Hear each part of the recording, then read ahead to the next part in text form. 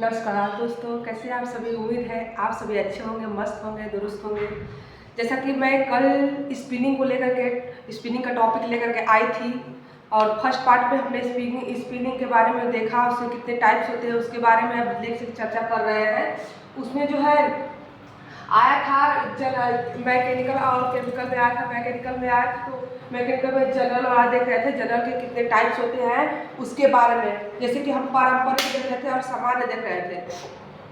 पारंपरिक में आया था जैसे कि मैकेनिकल कॉलम दो प्रकार का था, पारंपरिक और ये जनरल सामान्य। तो पारंपरिक में दो प्रकार के हम लोग देखा, तकली और चरखा देखे थे हम लोग। फिर आज जो है देखेंगे जनरल। जनरल में हम लोग पहला स्टेप लेकर पहला जो है पार्ट लेकर आई हूँ। जनरल में पहला कितने बड़े जनरल के भी कुछ प्रकार थे, ठीक है। ट्विस्टलेस था, फिर से रिंग स्पिनिंग था और भी ऐसे थे 3-4 थे। तो जनरल का जो है रिंग स्पिनिंग के बारे में देखते हैं, ठीक है। आइए, रिंग स्पिनिंग या दो तरीके से किया जाता है। जैसे कि इस रिंग स्पिनिंग में दो प्रकार के फ्रेम प्रयोग किए जाते हैं। कितने प्रकार के? दो प्रकार के फ्रेम प्रयोग किए जाते हैं। इसमें पहले देखिए, यह सबसे पुरानी विधि है। जो रिंग स्पिनिंग है वो सबसे पुरानी विधि है। इसमें रेशों को आपस में चिपका कर, देखो आपस में चिपका कर धागा बनाते हैं। इससे ऊन, लिनन और सूती रेशे बनाए जाते हैं। इस रिंग स्पिनिंग के थ्रू कौन कौन से रेशे किस ऊन, लिनन और सूती रेशे बनाए जाते हैं। इसके रेशे बनाए जाते हैं। इसके रेशे को क्या कहते हैं? आपस में चिपका करके बनाया जाता है, ठीक है ना। आते हैं अब ये दो प्रकार के फ्रेम। रिंग स्पिनिंग में दो प्रकार के फ्रेम प्रयोग करते हैं, रिंग फ्रेम और म्यूल फ्रेम। रिंग फ्रेम और म्यूल फ्रेम। रिंग फ्रेम में देखेंगे तो इसमें जो ट्विस्टिंग होता है, ऐठन होता है, फिर से उसके बाद खींचने की प्रक्रिया, ऐठन की प्रक्रिया, थल्ला पेटने की प्रक्रिया, तीनों ही एक साथ होती है। इसमें सब क्रियाएं रिंग फ्रेम पे सभी एक साथ होती है। इससे धागा बनाने की प्रक्रिया बहुत तेज होती है, बट इससे प्राप्त धागे खुरदुरा और मोटे होते हैं। किससे? रिंग फ्रेम पे। वहीं आते हैं म्यूल फ्रेम। तो म्यूल फ्रेम में जो धागे प्राप्त होते हैं, तो म्यूल फ्रेम जो है वो बहुत स्लो, धीमे काम करता है, ठीक है। ये श्रम साथ है, इसमें टाइम और श्रम भी ज्यादा लगता है और इसमें ऐठन की प्रक्रिया, खींचने की प्रक्रिया और ये लपेटने की प्रक्रिया तीनों ही अलग अलग किए जाते हैं, न कि एक साथ। ये दोनों एक दूसरे के अपोजिट होते हैं, रिंग फ्रेम और म्यूल फ्रेम। चलिए देखिए, रिंग फ्रेम, इस फ्रेम में खींचना, ऐठन देना, लपेटना सब एक साथ होता है। किसमें? रिंग फ्रेम की बात बोल रहे हैं। धागा जल्दी तैयार होता है। रिंग फ्रेम में धागा जल्दी तैयार होता है और रिंग फ्रेम से प्राप्त धागा मोटा और खुरदुरा होता है, ठीक है। आते हैं म्यूल फ्रेम। म्यूल फ्रेम में अभी बताए हैं, इस फ्रेम में खींचने, ऐठन व लपेटने की प्रक्रिया अलग अलग होती है, एक साथ नहीं संपन्न किया जाता है, अलग अलग होता है।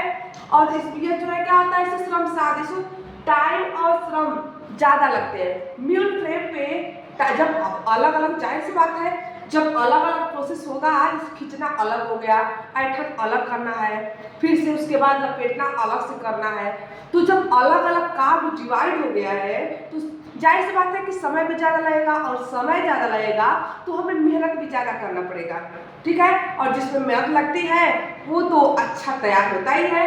तो ये क्या होता है, तो इससे जो प्राप्त धागा होता है उत्तम श्रेणी का, उत्तम किस्म का धागा होता है और मुलायम धागा प्राप्त होता है, ठीक है। तो इतनी बात मेरी समझ में आई, ठीक है। अगर आप इसको स्क्रीनशॉट लेना चाहें तो ले लीजिए। इसको आगे बढ़ाते हैं।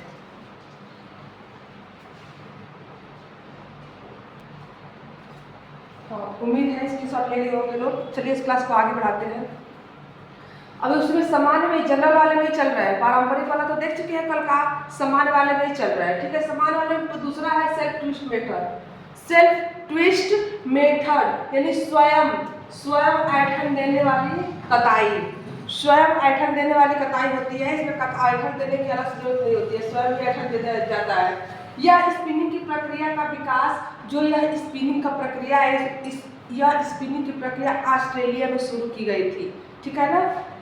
म्यूल फ्रेम, जो सेल्फ ट्विस्टिंग मेथड है, यह जो प्रक्रिया, इस पे जो धागा बनाने की प्रक्रिया होती है वह म्यूल फ्रेम पे तैयार किए गए धागे से 10 गुना कम समय में धागा प्रदान कर देता है, यानी उससे कम समय लेता है। जो म्यूल फ्रेम पे धागा तैयार करने में जितना समय लगता है उससे 10 गुना कम समय में ये सेल्फ ट्विस्ट मेथड द्वारा धागा तैयार किया जाता है।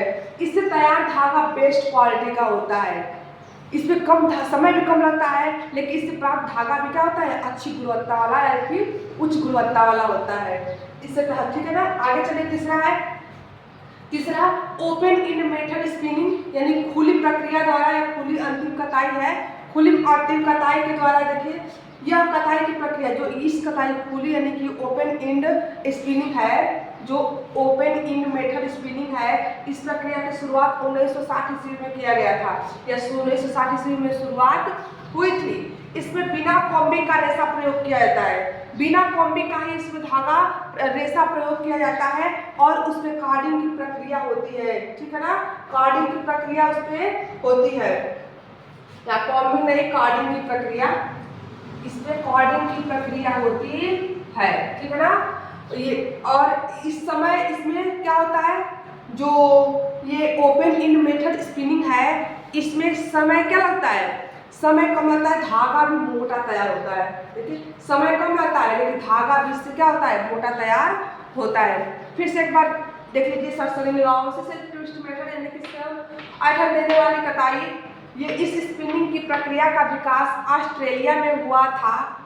म्यूल फ्रेम से 10 गुना कम समय में धागा प्रदान करता है ये वाला मेथड, इससे तैयार धागा बेस्ट क्वालिटी का होता है। अब तीसरा है ओपन इंड मेथड स्पिनिंग, यानी खुली अंतिम कताई। यह कताई की प्रक्रिया 1960 ईस्वी में आया था। इसमें बिना कॉम्बिंग का रेशा प्रयोग किया जाता है, इसमें कॉर्डिंग मेथड होता है और इसमें कम समय लगता है तथा धागा भी इससे मोटा तैयार होता है, ठीक है। चलिए इसको आगे बढ़ाते हुए, इस क्लास को और आगे बढ़ाते हैं, इसको तब तक स्क्रीनशॉट ले लीजिए।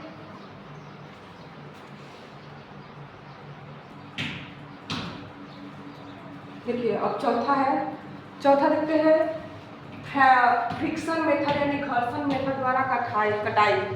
फ्रिक्शन मेथड यानी कि घर्षण मेथड द्वारा कटाई क्या होता है, इसमें जिन रेशों का प्रयोग किया जाता है उस पर कॉम्बिंग नहीं किया जाता है।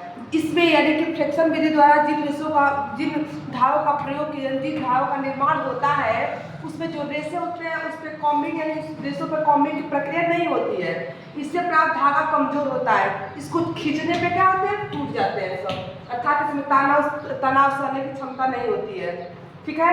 और फ्रिक्शन मेथड का जो है सर्वप्रथम प्रयोग 1970 में किया गया था, सर्वप्रथम 1970 में इसका विकास हुआ था। ट्विस्टलेस मेथड, ऐठन रहित कताई, यह एक ऐसी विधि है जिसमें ऐठन नहीं दिया जाता है, यानी कि ट्विस्टलेस नाम से ही पता है कि ट्विस्टलेस यानी बिना ऐठन वाली धागा, बिना ऐठन वाला धागा, बल्कि देखिए इसमें जो है ऐठन नहीं दिया जाता है, बल्कि ऐठन के स्थान पे जो रेशे होते हैं उसमें चिपकने वाला पदार्थ क्या होता है, छिड़क दिया जाता है, और वो जब छिड़क दिया जाता है तो रेशे क्या होते हैं, आपस में चिपक जाते हैं। फिर चिपकने के बाद उनके ऊपर से एक रोलर गुजारा जाता है जिससे वो चपटा हो जाते हैं, देखिए, जिससे बल्कि ऐठन के स्थान पर चिपकने वाला पदार्थ छिड़का जाता है जिससे रेशे आपस में चिपक जाते हैं। दबाव देने के लिए इन रेशों पर से रोलर गुजारा जाता है, ठीक है। और एक है फिक्स, और एक रह गया है, इसको आप लोग डाल लीजिए या फिर इसके साथ ले लीजिए और आगे बढ़ाते हैं इसको।